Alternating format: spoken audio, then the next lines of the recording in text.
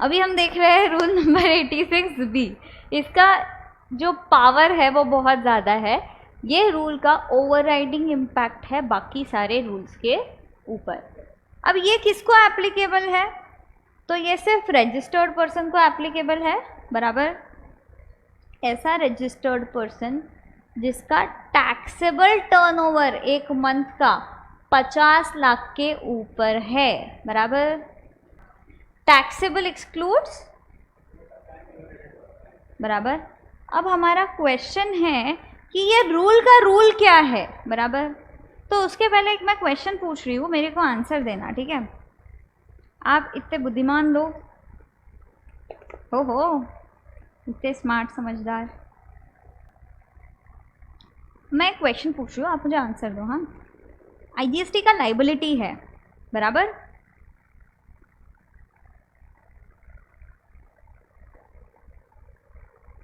Gross liability 1 lakh का, ठीक है। आपके पास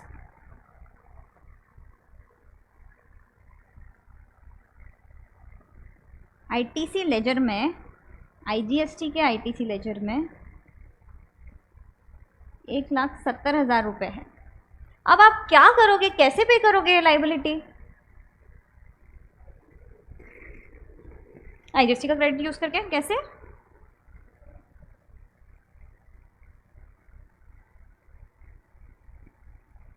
और गवर्नमेंट को नेट टैक्स कितना पे करोगे कैश में? 0। और अपना ये लेजर कम हो जाएगा, 70,000 बचेगा इसमें बस।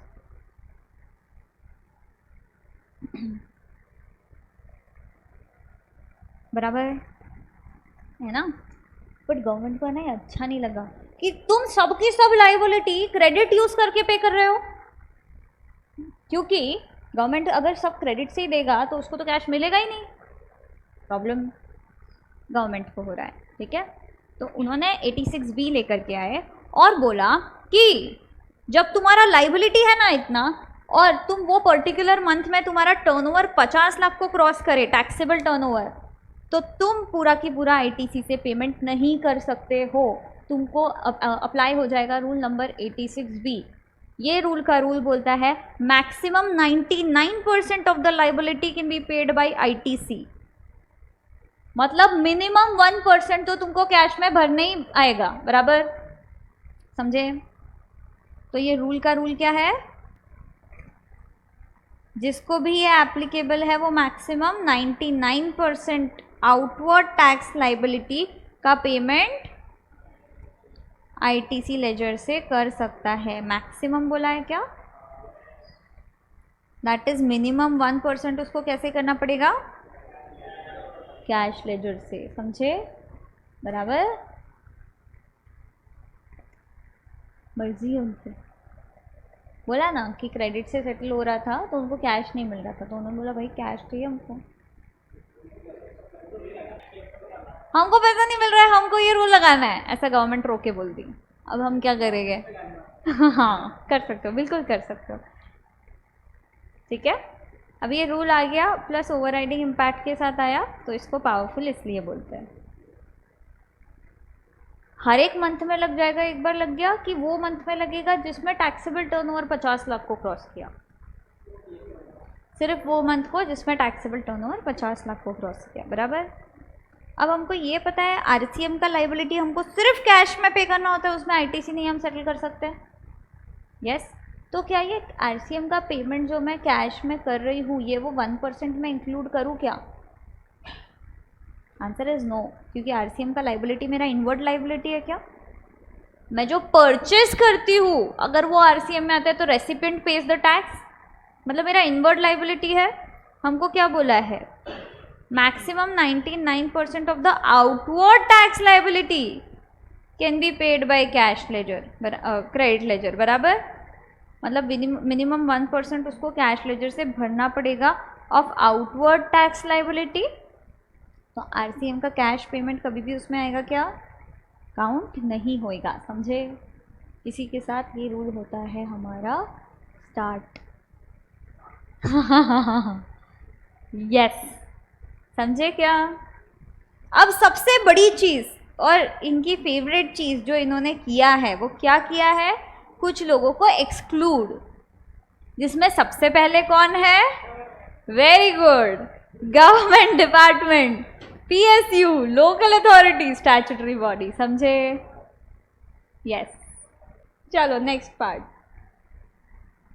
अगर गवर्नमेंट ने बोला, गवर्नमेंट ने क्यों लाया, क्योंकि उनको पैसा चाहिए था, बराबर। अगर आपने इनकम टैक्स में 1 लाख रुपए पिछले 2 साल से कंसिस्टेंटली उससे ज़्यादा भरते आ रहे हो तो गवर्नमेंट को आपसे कुछ ना कुछ पैसा मिला है ना? तो इसलिए फिर वो बोल रहे हैं कि वो केस में वो पर्टिकुलर टाइम पे आपको, अगर आपने प्रीवियस 2 ईयर्स में इनकम टैक्स अगर 1 लाख से ज़्यादा भरा है तो आपको ये रूल नहीं लगेगा, समझे? Yes. Payment of income tax for 2 consecutive previous years, consecutively, हाँ, कितना है, मोर देन 1 लाख, तो आपको ये नहीं लगेगा। और रिटर्न आपने टाइम पे फाइल करा होना चाहिए। आपको तो बढ़िया पता होगा रिवाइज्ड रिटर्न नाम का चीज़ भी होता है इनकम टैक्स में।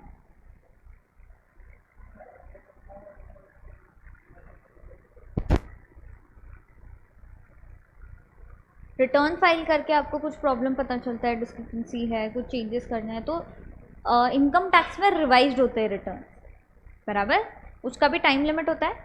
पता चले आप जैसे शातिर लोग क्या करें, गवर्नमेंट ने बोला कि अरे पिछले 2 साल आपने फाइल करा 1 लाख से ज़्यादा का, जीएसटी में बेनिफिट ले लिया और रिफंड मंगवा दिया बाकी बाद में, और बोला कि अरे आपने कितना 1,10,000 का फाइल किया था रिटर्न इनकम टैक्स में, ठीक है।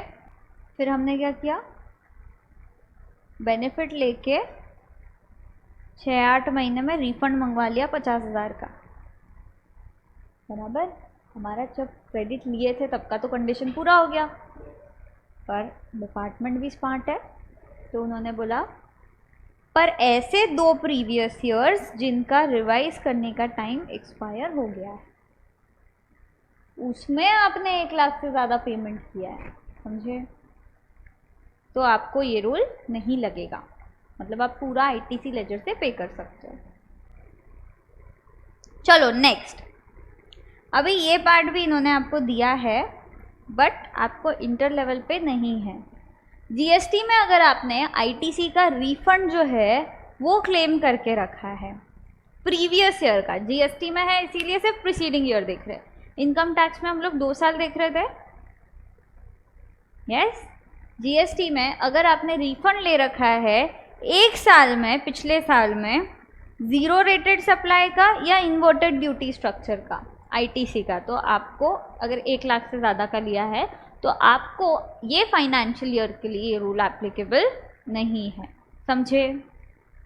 ये हुआ जितना आपके बुक में दिया था उतना, बाकी जो भी इससे रिलेटेड चीज़ें आएगी वो आएगी फाइनल लेवल पे। बट हम हमारे अंडरस्टैंडिंग के लिए बस समझ रहे हैं, 0 रेटेड मतलब एक्सपोर्ट और SEZ, इसको आप जो भी सप्लाई करते हो, मैंने आपको बोला था आउटवर्ड वाला भी वैसे भी तुमको एग्जेम्प्ट नहीं है बट रिफंड मिल जाएगा जितना टैक्स पे करोगे, और आईटी जो भी आप खरीदोगे, जो भी आप इधर देखो, अभी जो भी आप खरीदोगे उसके आईटीसी का भी आपको रिफंड मिल जाएगा, तो वो इधर दिया है। 0 रेटेड सप्लाई समझ में आया? यस। इन्वर्टेड ड्यूटी स्ट्रक्चर मतलब हो सकता है कुछ आइटम्स का इनपुट्स पे टैक्स लगता है, सपोज 18%, बराबर। जैसे जैगरी एग्जाम्पल, हाँ, जैगरी पे खरीदते हो तो 18% लगता है।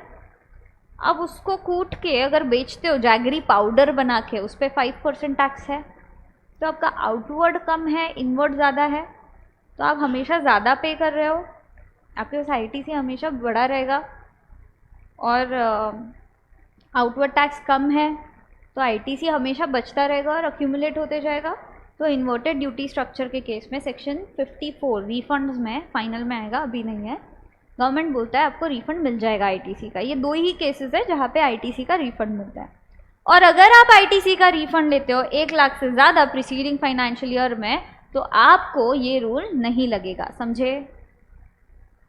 यस, डी क्लॉज पे आना। ये बाकी हमारा वो ये बोलता है कि करंट फाइनेंशियल ईयर के स्टार्ट से देखो जो पीरियड का आप पे कर रहे हो, अगर अक्टूबर का आप पे कर रहे हो तो देखो इधर से इधर तक जो क्यूमुलेटिव लाइबिलिटी है, अगर क्यूमुलेटिव लाइबिलिटी आपकी 20 लाख रुपया है बराबर, इधर से इधर तक की, हो सकता है इसकी 5 लाख है, हो सकता है इसकी 4 लाख है, एक्सेट्रा एक्सेट्रा बराबर, तो क्या आपने क्यूमुलेटिव लाइबिलिटी का 1% मिनिमम कितना आता है?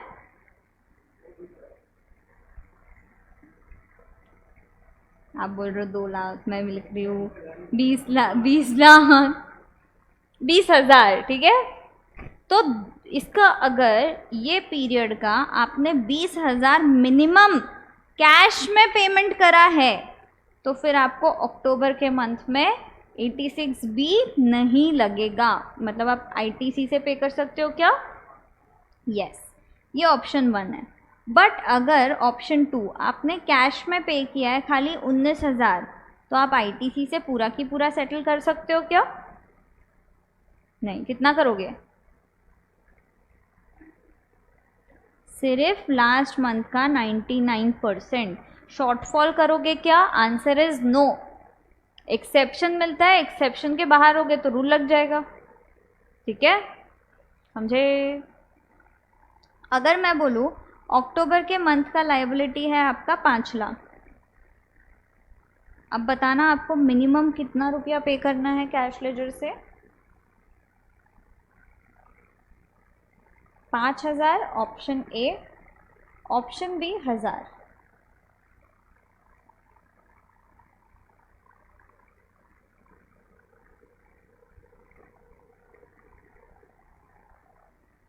ठीक है, हम लोग एक्सेप्शन के लिए क्यूमुलेटिवली देखेंगे, वरना ये रूल मंथली लगेगा। तो कौन सा अमाउंट पे करोगे? 5 लाख, 5,000 कि 1,000? यस। एक चीज़ जो सबने आपने अच्छे से नोट करी कि शॉर्टफॉल नहीं पे करना है हमको, हम रूल के बाहर हो गए तो हमको पूरा वैसे कि वैसे रूल लग गया, करेक्ट? समझ में आया? तो इन तीनों के लिए क्लैप्स कर लो एक बार ज़ोरदार। बड़े आगे लिखते हो फिर ये? तो आप क्या करोगे, ये वर्डिंग्स ऐसी की ऐसी लिखोगे क्लॉज डी की, और ये एग्जाम्पल लिख लोगे।